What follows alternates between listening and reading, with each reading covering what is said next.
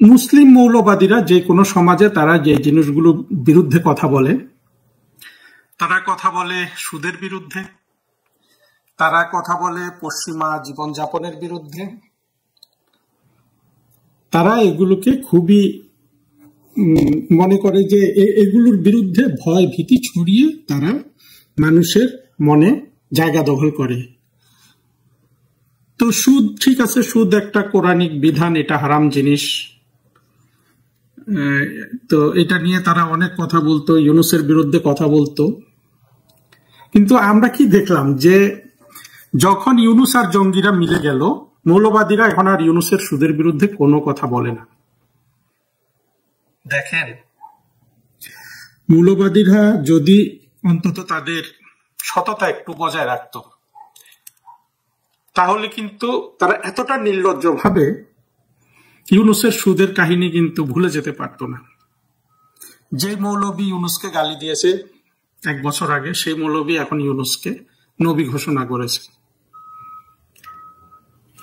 মানুষের মনে কিন্তু এই যে এইটা কি একটা অপরাধ নয়? আপনি যে মানুষকে 1 বছর আগে মনে করবেন সে জাহান্নামী, অর্থাৎ সে সুদ খায়, সুদ খায় মানে সে মায়ের সাথে জেনা করার সমান পাপ করে, সেই লোককে যখন আপনি 1 বছর পরে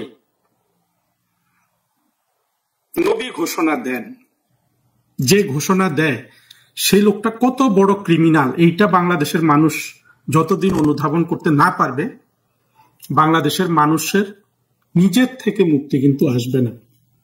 আর ইউনূস যে কাজ করেছে সারা জীবন, ইউনূস পশ্চিমের তৈরি, সে পশ্চিমে বড় হয়েছে, পশ্চিমের জীবনযাপন এবং বিশ্বাস যেগুলো সেগুলো সে প্রচার করেছে।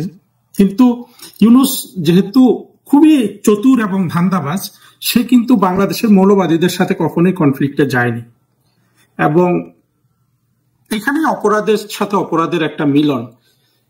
সারা জীবন মৌলবীরা যেই জিনিসগুলোকে বিরুদ্ধে কথা বলে মানুষের সেন্টিমেন্টকে তারা উজ্জীবিত রাখে, সেই অপরাধগুলো ইউনূস করে।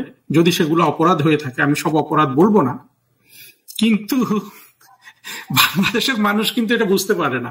মানে বুঝতে পারলেও তাদের মনে এই জিনিসটা কখনোই তাদের মনে আঘাত করে না। কি ব্যাপার, ইউনূস 2 দিন আগে এত খারাপ ছিল হুজুরদের কাছে, আজকে সে এত ভালো কেন? এটা হলো পুরোটাই হলো কৌশলের ব্যাপার। মৌলবাদীরা ক্ষমতা চায়, রাষ্ট্র ক্ষমতা দখলের জন্য ওরা যা ইচ্ছা তাই করবে এবং সবকিছুকে ওরা জায়েজ হিসাবে ধরে নিয়েছে। আর ইউনূসের কথা হলো, আমি জীবনকে উপভোগ করব, আমি কৌশলে এগোবো, এবং তার জন্য সারা পৃথিবী, বাংলাদেশ তো অনেক ছোট ব্যাপার, সারা পৃথিবী আমার অধীন থাকবে। আমার ক্ষুধা, আমার যৌনতা, আমার জীবনযাপন, আমার আরামায়েশ, এগুলোর ব্যবস্থা করবে। ঠিক তাই হলো। 5 আগস্ট এবং জুলাই আগস্টে মৌলবাদীরা এবং ইউনূস একসাথে সংযুক্ত হলো। কিন্তু এখানে কেউ প্রশ্ন করছে না যে মৌলবাদীরা যেসব কথা বলে, যেগুলোকে গুনাহ হিসাবে প্রচার করত, সেগুলো আজকে কেন বন্ধ হয়ে গেল? এটা কিন্তু মানুষ আর জিজ্ঞেস করছে না। মানুষ খুশি যে মৌলবাদীরা যা বলে সেটাই তো, মানে এটা হলো পুরোটাই একটা ভয়ের ব্যাপার। অর্থাৎ আমি মৃত্যুকে ভয় পাই এবং আমি দোজখ ভয় পাই, কাজেই এগুলোর বিরুদ্ধে আমার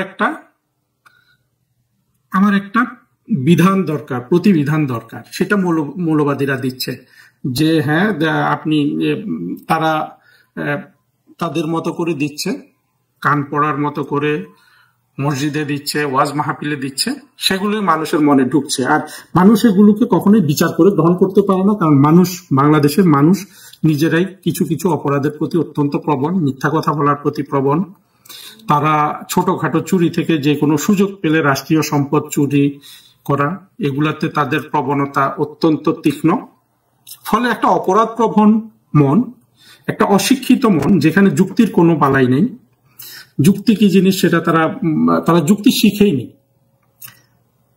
ফলে একটা যুক্তিহীন অন্ধকার শক্তি ইউনূসের মতো একটা বাটপারকে সহযোগী করে নিয়েছে। এখন ইউনূস ওদের প্রোটেকশন দিচ্ছে। আমরা জানি যুক্তরাষ্ট্র মুসলিম মৌলবাদ পছন্দ করে না, কিন্তু তারা ইউনূসকে প্রোটেকশন দিচ্ছে, কারণ ইউনূস তাদের উদ্দেশ্য হাসিল করছে। যুক্তরাষ্ট্র ইউনূসের মাধ্যমে চাচ্ছে বাংলাদেশে ঢুকতে, সেখান থেকে সে এশিয়ার একটা বড় অঞ্চলে প্রভাব বিস্তার করার চেষ্টা করছে। তো যুক্তরাষ্ট্রের কাছে তো এটা একটা বড় ইস্যু। এর জন্য সে কোন ধরনের মৌলবাদ, ইউনূস কি করছে এগুলো সে দেখবে না।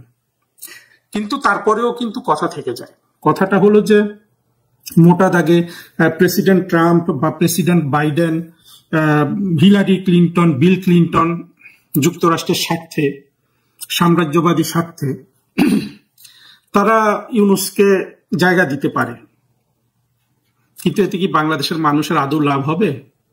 না, লাভ হবে না।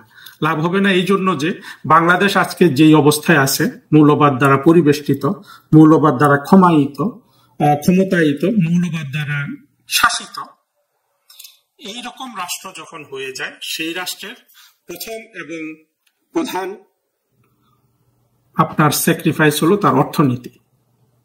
বাংলাদেশের অর্থনীতি একদিন বা 2 দিন আগে সালেউদ্দিন সাহেব বাজেট ঘোষণা করেছে।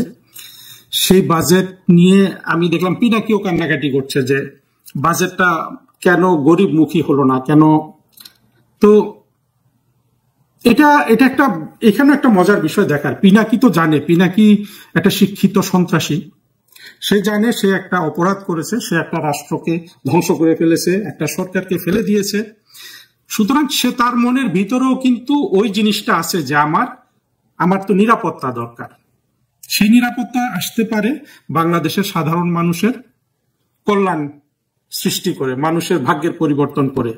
কিন্তু জঙ্গি, মৌলবাদী যাদেরকে নিয়ে ইলিয়াসরা এই শাসনটা তৈরি করেছে, তাদের পক্ষে তো এটা সম্ভব নয়। তারা কখনোই মানুষের ভাগ্য পরিবর্তনের জন্য কোনো ধরনের ব্যবস্থা নিতে পারবে না। তার ফলে কি হলো, এখন 2টা অপরাধের মিলন হলো, মৌলবাদ, ইউনূস। এই 2 অপরাধের মিলনে বাংলাদেশের ইতিহাস ধ্বংসের চেষ্টা করছে।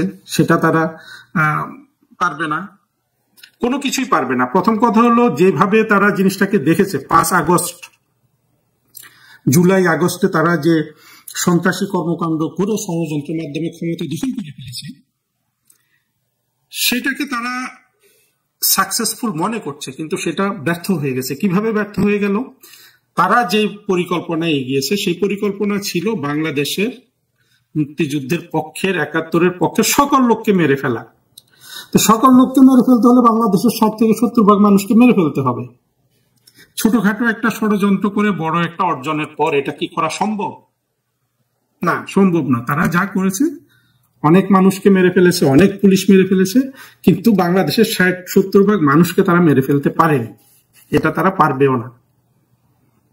কিন্তু এই ব্যর্থতাটাকে তারা এখনো ভালোভাবে অনুধাবন করতে পারেনি, এবং এই জিনিসটা যে ব্যর্থ হয়ে গেছে, সেই জিনিসটা যাদের ভালোভাবে অনুধাবন করার কথা, সেই আওয়ামী লীগও মনে হচ্ছে যে তারা এটা অনুধাবন করতে পারেনি। কারণ অনুধাবন করতে পারলে আওয়ামী লীগের মনোবল অনেক বেশি চাঙ্গা থাকার কথা এই সময়, কিন্তু আমরা সেটা দেখতে পাচ্ছি না। তো এটা আমরা দেখতে না পারি আওয়ামী লীগ কতটুকু চাঙ্গা হলো, এর উপর কিন্তু ইউনূসের এবং জঙ্গিদের পতন নির্ভর করবে না।